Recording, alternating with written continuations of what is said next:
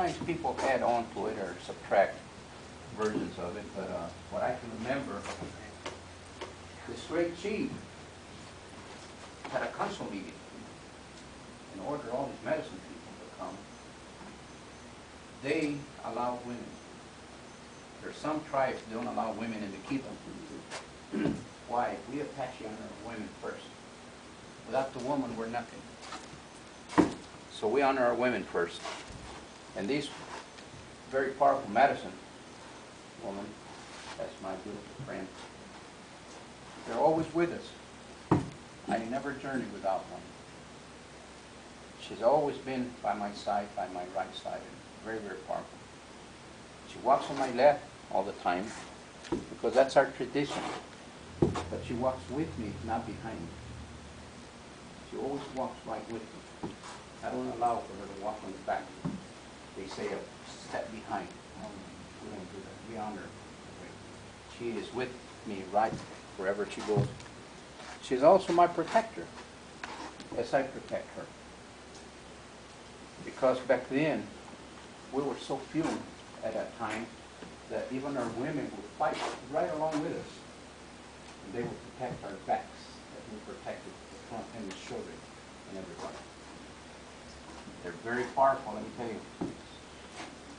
You see, she's a tiny, tiny woman. She's very tiny, but don't tangle with her. I know better.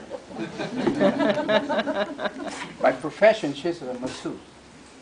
Her hands, her arms, her shoulders, her legs are very powerful.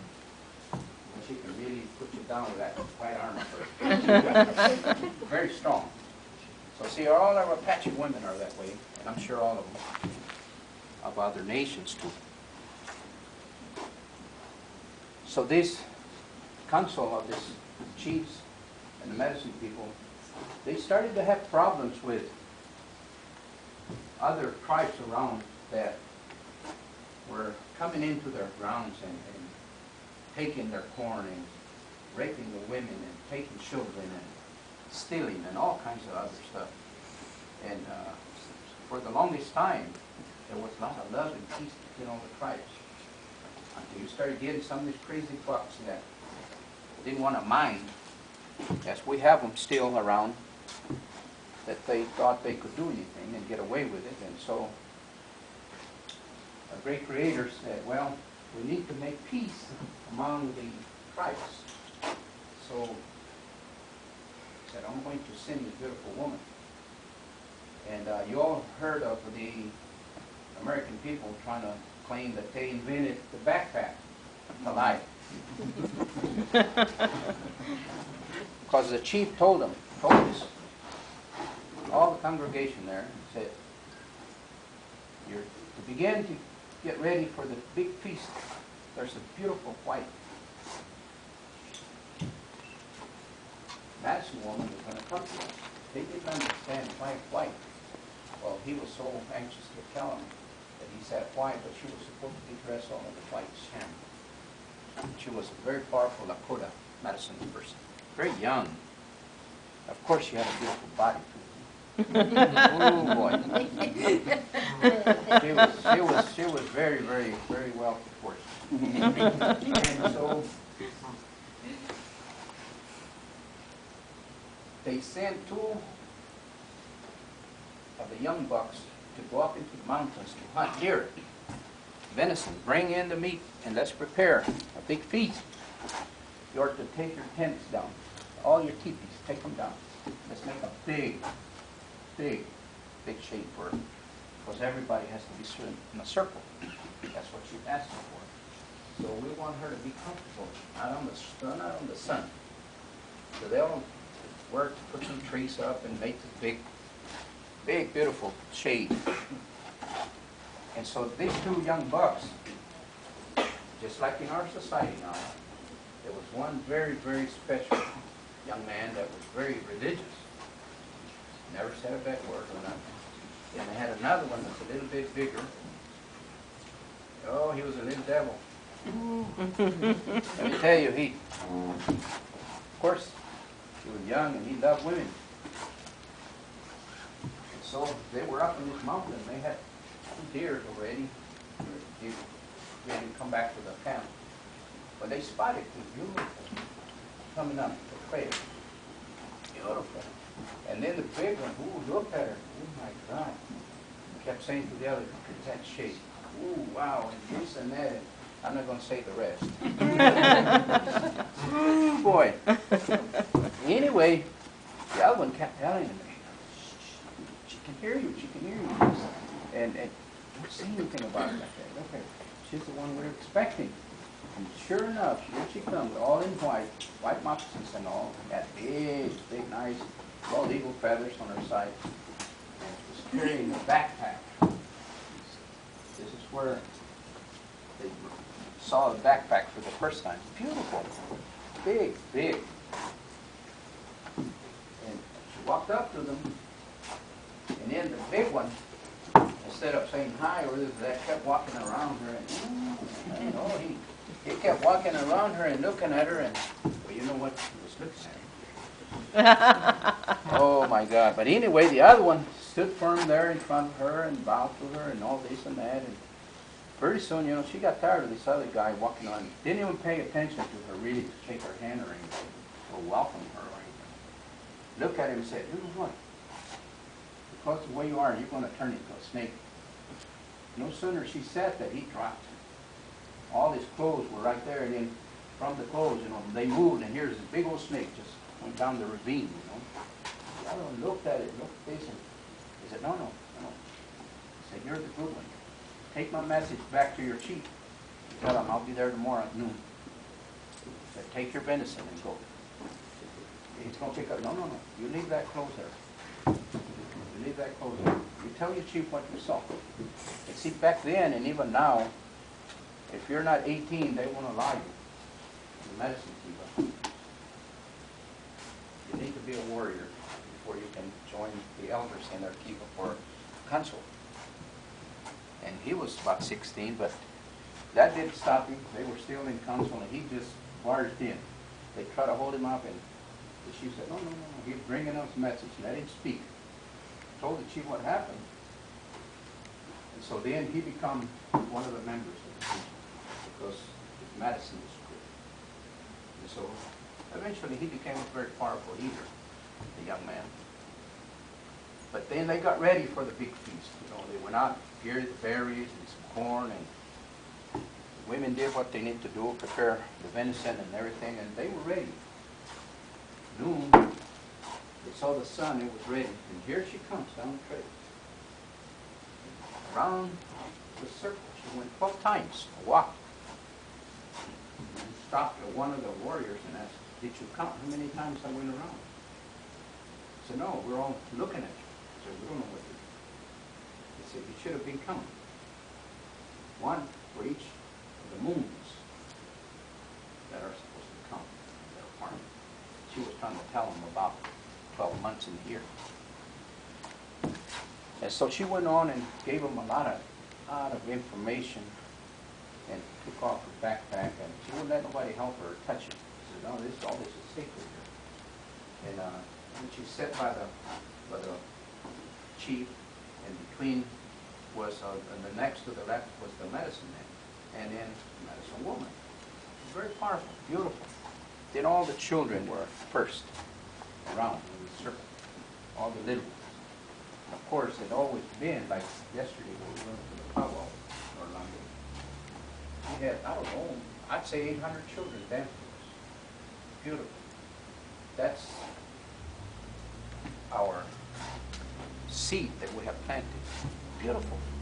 All these elementary children were there dancing for us. That was beautiful. Oh, a lot of pictures. Everybody when they talked to us, it was very beautiful. But anyway, all these children were up there, and she kept telling them all kinds of different stories about what's coming and these and these and this and that, and about the medicine, trying to teach them, about love and peace, love your neighbors, love your friends, love everybody. It's just, the Creator wants us to be in unison, our love and peace. So, she goes into her big old bag there and digs out a beautiful white leather sham bag that she had made, and took out a pipe, the spiritual pipe. They'd never seen it. They didn't know what it was. So she explained to them what the pipes were. That's why it's called a peace pipe. With this pipe, you're going to make peace with all the tribes around, and in peace. More fighting, and more raping, and more this, and more that. So they were trying to, brothers with brothers, killing each other, like they do now, some places. And in wars, you know, because they're all our brothers, they're all our sisters. We don't have any right to go kill somebody out there. I know I regret being in Nam, but I survived the tours there, and I'm going to talk about it because, you know, like I said, I probably served my country because I have. Anyway, she explained to them about the pipe, what it was for, how to load it, how it's done, you know, and that's very spiritual, so I won't get into that, but other than the peace pipe brought what it is now, it is our most powerful spiritual item that we have, that we use in unison with our brothers. And we offer it to everybody. We are not greedy. Even though it's so spiritual, we allow anybody to touch it. And I'm sure that you all know about good and bad and evil. And I've been around with a lot of evil people. And I still go hug them. I tell them I love them. And some of them try to hurt me. They try. I've been fighting evil for almost 70 years. Oops.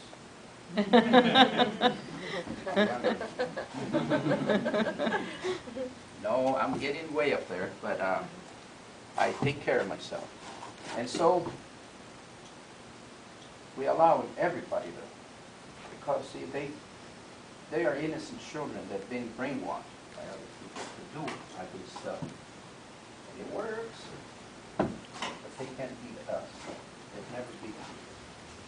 Thanks to our Creator that's given me this power free for the people. I don't ever charge anybody anything.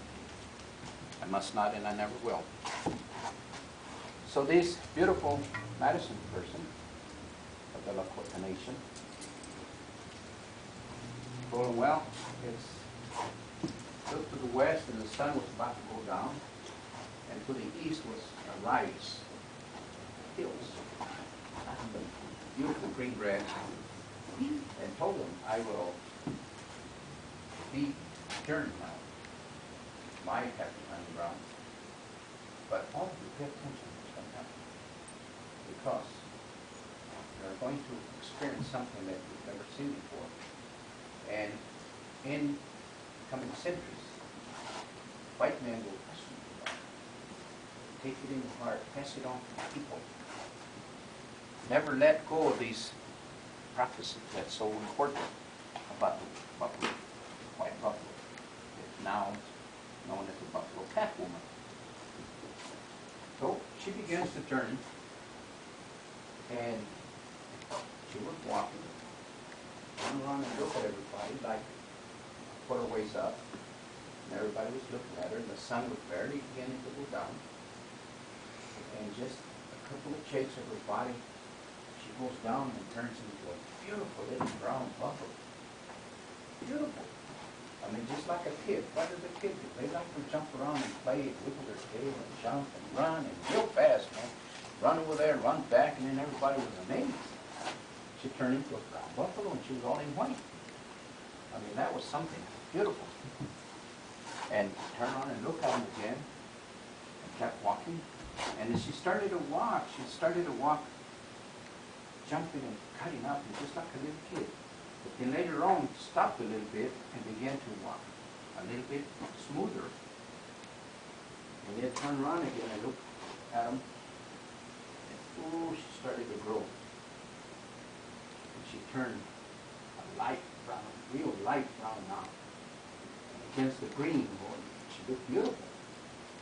See, by now she's becoming a teenager.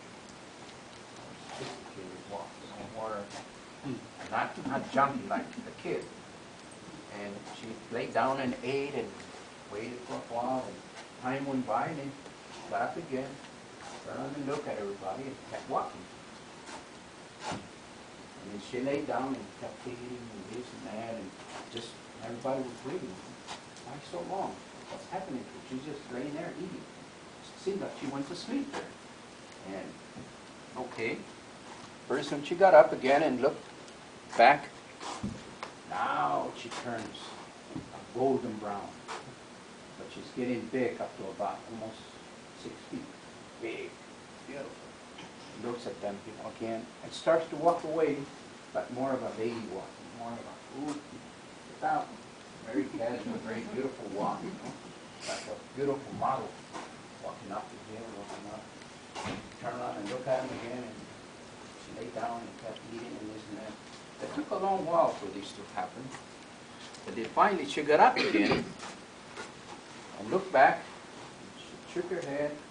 It seemed like she was telling them goodbye. And went all the way up to where the horizon was. And all they could see was the rump. And then they saw something big, big, big, big. And you could almost look at it, it was white. Then when she turned, she was completely white. This is the story of the white buffalo. And told them, in the centuries to come, there's going to be many wars in the Americas. In each war, there's going to be either won or lost. I'll lose, of course. So when I move all my 4 feet, the world will end. Brothers and sisters, she's on her last foot now. Yes. She's on her last foot now. How soon? We don't know. Nobody knows. Only the Creator will know. How will it end? We've been told it's fire, not water, fire. And a lot of fires are beginning to happen all over. Not very beautiful, let me tell you. You're not going to be able to hide anywhere. So, what the Creator's giving us a message is, let's stay in love, let's stay in peace. Just love everybody. Because we need to take care of our bodies. We need to have this beautiful feeling of love and enjoy each other, enjoy the plants and the trees around us, and let's stay happy. That way, when you're happy, you stay happy. If not, then you're going to have a problem.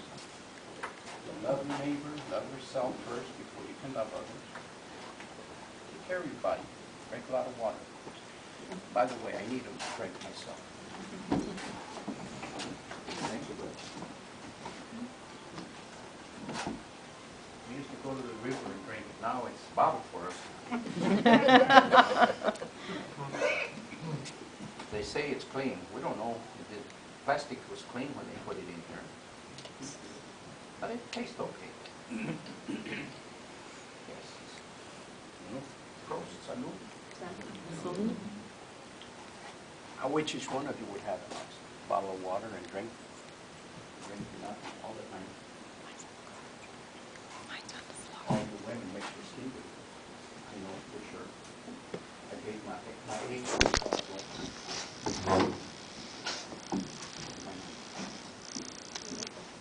Thank you.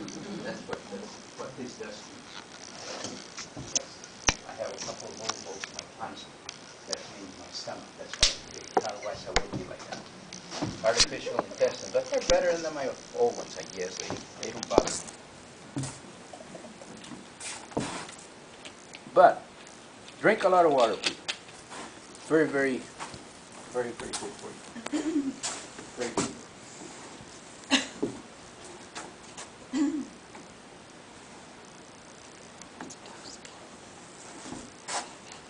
What time is it? What time? There's a beautiful blessing that my grandmother taught me. I was raised with my grandmother. Oh, how beautiful she was. And I still have one that's with me all the time. My grandmother, that's spiritual grandmother, she was born in the 1800s. Still with me everywhere. Right now, she's behind, walking around the backyard with my 2 bears that are always struggle with me. She taught me a prayer that even though I was young, that encouraged goes like this. All what you do, your side, they shan't do what. Or they actually change to what on the side. What? Cynthia to see Chanico, Dayata, go quiet, Cynthia to go at you, Chiapa. I think it's always in the rules. Don't see what Kantanka, don't see, Atani, two Nana, what here. Don't go always at Nachi, but I see. Oh, I see what Kantanka. Oh. It's trying to create a Mother Earth. What Kantanka is our creator.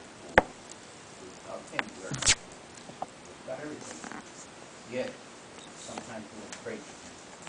Sometimes we forget where we come from. And even our parents, sometimes even our brothers, you know. There's a lot of families that are broken up because of anything or whatever. It's so sad. And we're in this world for so short time that we don't take time to love ourselves and love others. So Grandma is very, very, very powerful.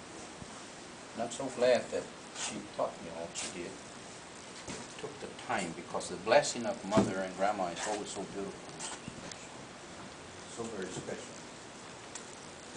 But she taught me about the medicine of Mother Earth, those beautiful green plants, that even marijuana is such a healing plant that we don't use it. They almost healing plant. They all have a healing effect if you know how to use it. It takes time to understand about medicine so far. All of the animals can heal themselves. They have the power. But we were taught about all these beautiful feathers that I have here. They each one have been blessed so many times by so many people that they healed. They've done a lot of healing. All of this bead work, when I did this, it took me a long time, several years to do. But each bead's a prayer. It's a prayer that's done. It takes about half an hour to pray each prayer. So see how long it took to make this so far. It's so beautiful because it belongs to the people, not to me. It just helps me on my day, but very powerful. It's done a lot of good for me. I never go anywhere without it. It's so powerful. It has a lot of people in the inside of it, where everything has this in it. That's why we have this. I have a small gift for you. Well, too. They will help you. They will help you. Yes. They will help you. Our altar here is so powerful. It was set up by my brother. He is also a full-blooded Chiricahua. He's a very powerful medicine man. So he's done 5 sun dances or more. If you don't know what a sun dance is, it's very powerful. Very, very powerful. He's done a lot of piercing. I did 2 piercing on you, brother? Yes, brother. 2. I did 2 piercing on the Sunday. Why do we pierce? People can't understand. Why do we cut our body and make from the tree? We do it for the people, not for ourselves. Why did our Creator die on the cross? Allow himself to be nailed and tortured, punished. He did it for the people.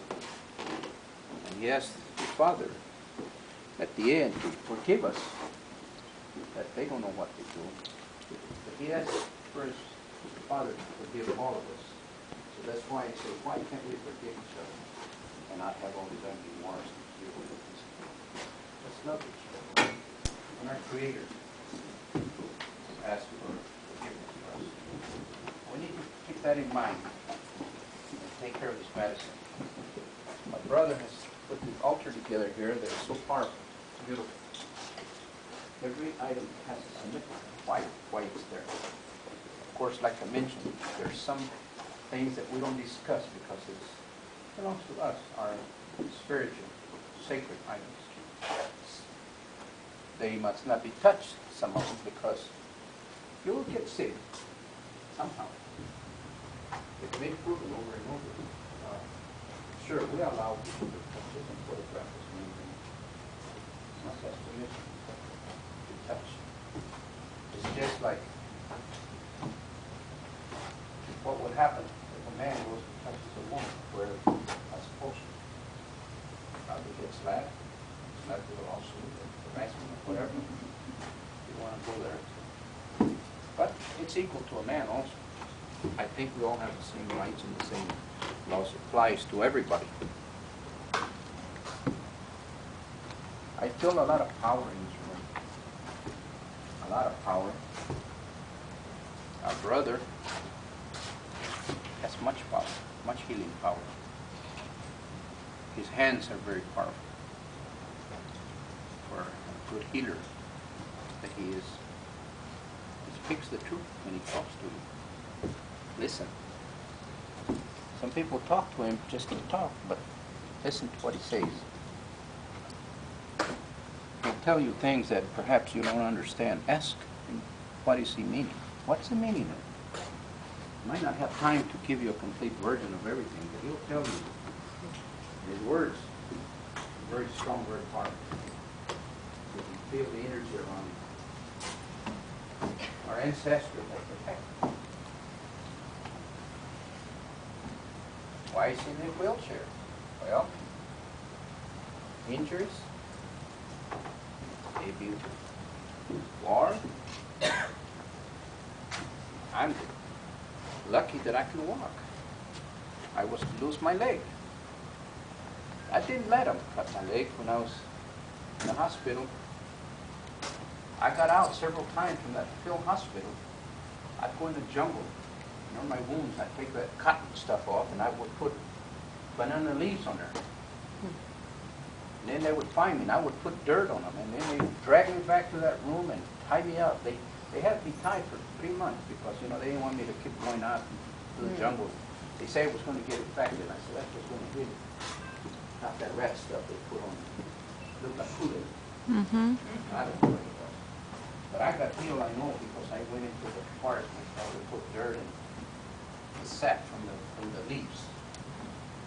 And I did not allow them to cut it. They wanted to be the sign of paper that it had to come off. I said, no. It'll heal. He said, you'll never be able to walk. Because I was in a wheelchair like this for a long time, too. But I got up. And I asked my grandmother, the Creator gave me this power to heal.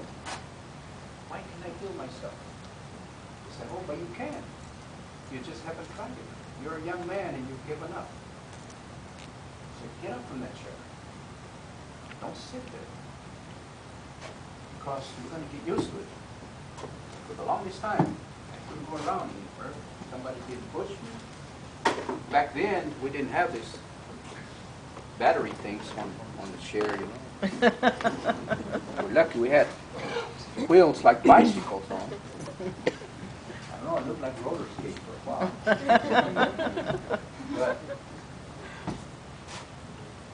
I got up from that chair. It took a while.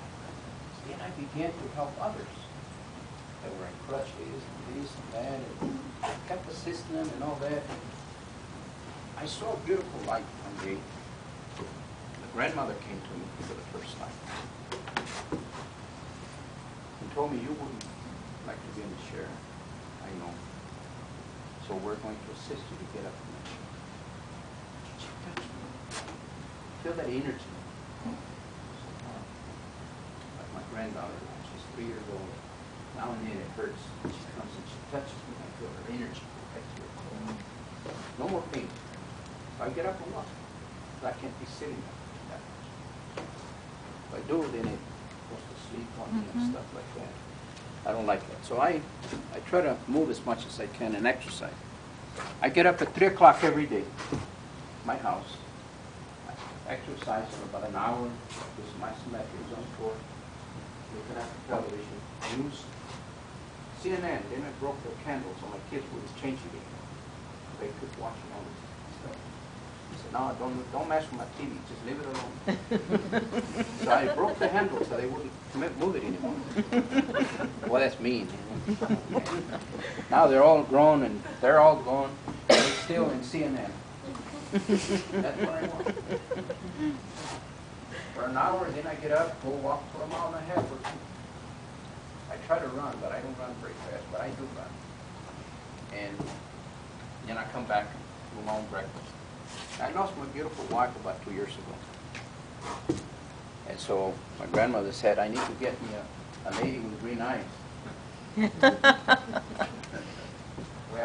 don't know if I'm going to find an Indian that carries some medicine with green eyes or not. I should hope so. Someday maybe. But anyway, I do my own cooking, my own washing, my own everything. I take care of my house by myself. And it's so powerful because I told myself I'd never give up. I'm learning every day. I have a lot of people that come to see me every day. Sometimes 20, sometimes 15, other times more, late at night, whenever. I never tell them no. And I never charge them. No. I have to do this. I have to assist people. Get them off the share or whatever I have to do. I do what I need to do. But all the power of the Creator, crystals, herbs, animals, whatever that I need to do, I do. But it's so beautiful to assist people and ask to be happy. If they're happy, they're going to be healthy. If there's problems that you can't solve in 2 or 3 days, let them go. Why worry about it? If you can't solve them, let them go. Don't think about it. You worry and worry, you sleep, you get sick. You know, something in it. You're intelligent, you're smart, let them go. What the heck? If they come back, then confront. Maybe by then you'll have your solution. If not, let them go. What the heck?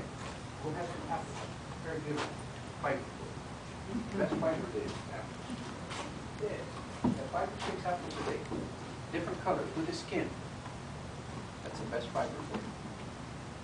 You'll be healthy. They always say green and red vegetables and all that, but the fruits are very powerful. So looking at red, you need a little. Now you need a little bit, not much. With good fish. Eat properly. That's good. There's red wine too now and then. You need red wine. Oh yeah. You drink wine, sir? Oh, yes, sir. Beautiful. What color? Red. Beautiful. A lot. Not a lot. But you have your share. Oh, yeah. Beautiful. Tell me your name, sir. A lot. Okay. Batteries are running out. You're very healthy. I didn't charge it before I came. Right there. Oh, yes, it's very true. Yes, I think. With your handshake like this, it is always important. They will. You'll see. It'll go away. I'll work on that. I'm going to allow people to ask questions, and I'll try to answer as best they can. Whatever. I don't know how much time we're going to have with what. But I can talk all day and night. You know, whatever. We'll start it.